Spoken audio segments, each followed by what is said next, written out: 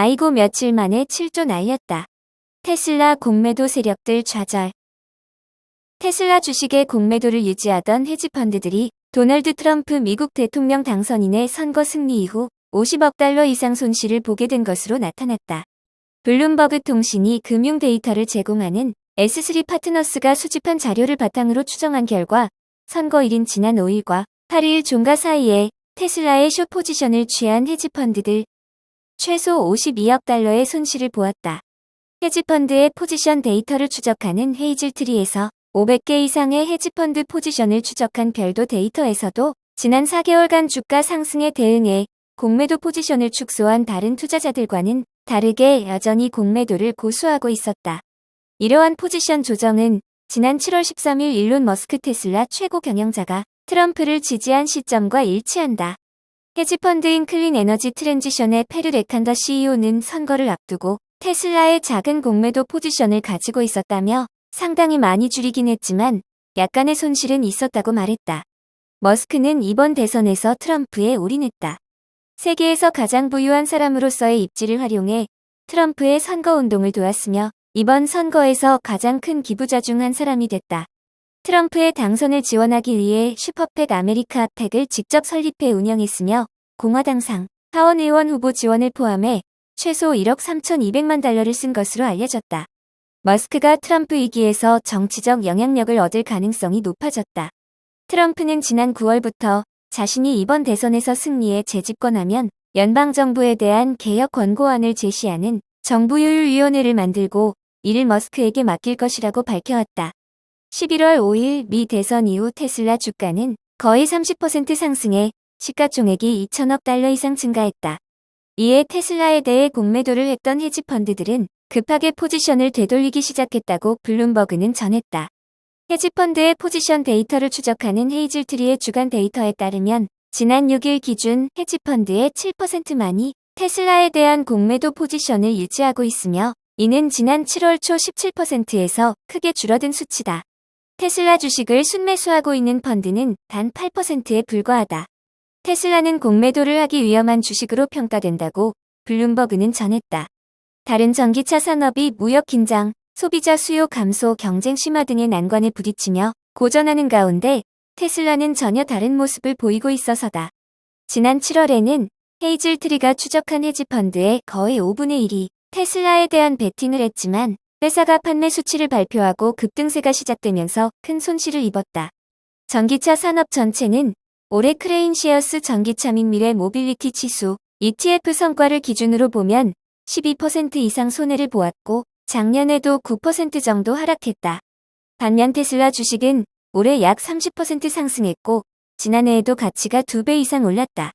테슬라의 성과는 친환경 분야의 다른 주식들과도 대조적으로 두드러진다. 트럼프의 승리 소식이 전해지면서 풍력부터 태양광에 이르는 재생에너지 주식들이 폭락하기 시작했는데 이는 트럼프가 청정에너지 지원을 대폭 축소할 것이라는 약속을 지킬 것이라는 우려 때문이다. 워런 버핏의 버크셔, 현금 보유 449조 원. 애플 지분 더 줄여. 투자의 대가 워런 버핏이 이끄는 버크셔 해서웨이의 현금 보유액이 약 3,252억 달러에 달해 사상 최대를 기록했다고 블룸버그 통신과 미 경제 매체 CNBC 등이 전했다. 이날 버크셔가 발표한 3분기 재무보고서에 따르면 이 회사의 현금 보유액은 지난 2분기 말 2,769억 달러에서 3분기 말 3,252억 달러로 483억 달러가량 증가했다. 3분기에 버크셔가 보유한 대규모 주식 중 애플과 뱅크 오브 아메리카의 지분을 추가로 매각하면서 현금 보유액이 더 늘었다. 특히 보유 중이던 애플 지분의 약 25%를 매각했다. 이를 포함해 버크셔는 3분기에 총 340억 달러어치가 넘는 주식을 순매도해 전반적인 주식 매도 기조를 이어갔다. 버핏은 그동안 현금 보유액의 일부를 자사주 매입에 사용해왔지만 최근에는 버크셔 주가가 크게 오르면서 그마저도 하지 않은 것으로 나타났다. 버크셔 주가는 올해 들어 25% 상승해 시가총액이 지난 1일 종가 기준 약 9,740억 달러가 됐다. 지난 8월 28일에는 시총이 처음으로 1조 달러를 넘어서기도 했다. 버크셔가 자사주 매입을 거부한 것은 2018년 이후 처음이라고 블룸버그는 전했다. 버크셔의 3분기 영업이익은 보험인수 수입이 줄어들면서 작년 동기보다 6% 감소한 100억 9천만 달러를 기록했다.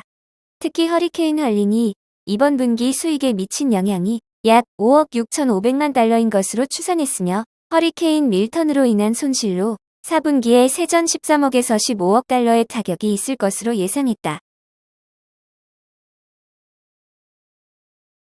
중국 샤오펑 휴머노이드 로봇 아이언 발표. 중국 전기차 기업 샤오펑이 사람처럼 걸으면서 대화도 할 수 있는 인공지능 휴머노이드 로봇 아이언을 내놨다. 이미 샤오펑의 전기차 생산에 투입됐다. 중국 언론 IT지자에 따르면 샤오펑은 AI 로봇 아이언을 공식 발표했다. 아이언은 키 178cm, 체중 70kg으로 능동형 62 자유도를 갖췄다. AI 호크아이 비전 시스템을 탑재하고 있으며 AI 엔드투엔드 초거대 모델과 강화 학습을 지원한다. 자연스럽게 이족 보행을 할 수 있다. 호크아이 비전 시스템은 로봇의 720도를 관찰할 수 있는 시각을 부여한다고 샤오펑은 설명했다. 아이언의 손은 15개의 동작이 가능한 자유도와 촉각 피드백을 지원한다. 사람 손처럼 1:1 비율의 양 손 크기를 갖고 있다. 샤오펑 AI OS 10G를 탑재해 자연스러운 대화를 지원한다. 샤오펑은 아이언을 자사 전기차 공장에 투입했다. 조만간 발표 예정인 샤오펑의 P7 플러스 자동차의 일부 부품을 조립하는 공정에 참여했다.